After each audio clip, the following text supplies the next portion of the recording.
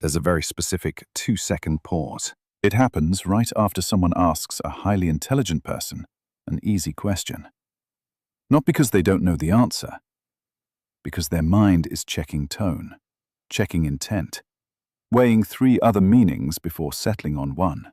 That pause looks like hesitation. It's actually the opening move of a pattern that, left alone, ends in real isolation. By the end of this, you'll know exactly what's happening inside it, and why it quietly turns sharp minds into lonely ones. Here's the assumption almost everyone makes.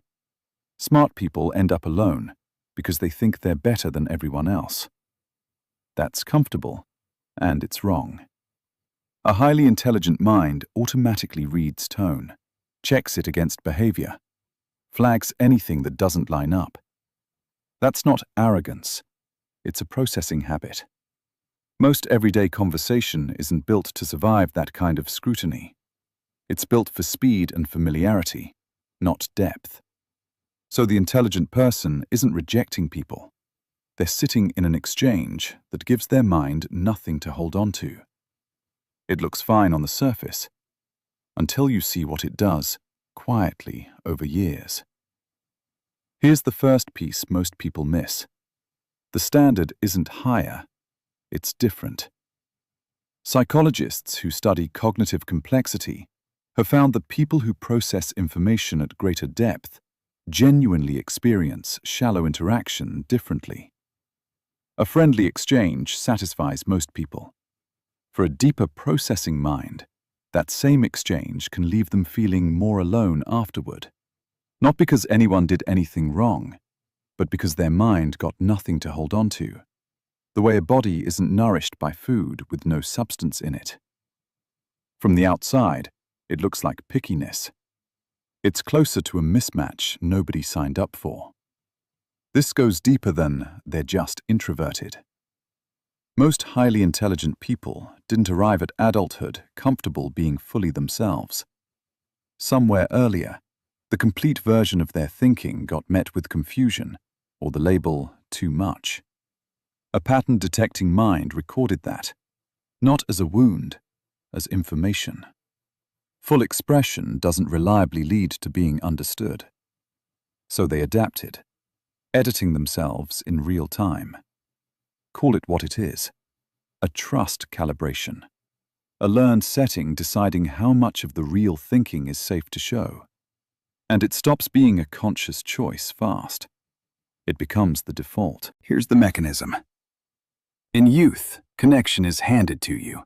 School, dorms, forced proximity papering over any gap in how people think. That gap doesn't close with age. It widens because intelligent people keep pulling on new threads while others settle at a level that's sufficient for the life they want. Circumstance stops forcing anyone together. Depth has to be deliberately found instead. Psychologists call the result existential isolation. Feeling fundamentally alone in how you interpret the world, even surrounded by people who'd call themselves your friends. It isn't the absence of relationships. It's relationships that never quite reach the part of you doing the processing. Not a choice. A trust calibration built once, never updated. This is getting worse right now. Modern life runs on speed. Fast replies, short-form video, interaction optimized to be easy, not deep. That rewards exactly the surface exchange that never satisfied this kind of mind, so the depth it's starving for is harder to find than ever. The fix isn't think less, it's updating the calibration on purpose. Not with everyone, with a small number of people worth testing it with again. That 2-second pause isn't a flaw. It's a mind protecting itself the only way it learned how. If this described you, that's not a personality defect. It's a pattern, and patterns can be interrupted. Next time, how people relearn that a mind can be fully seen without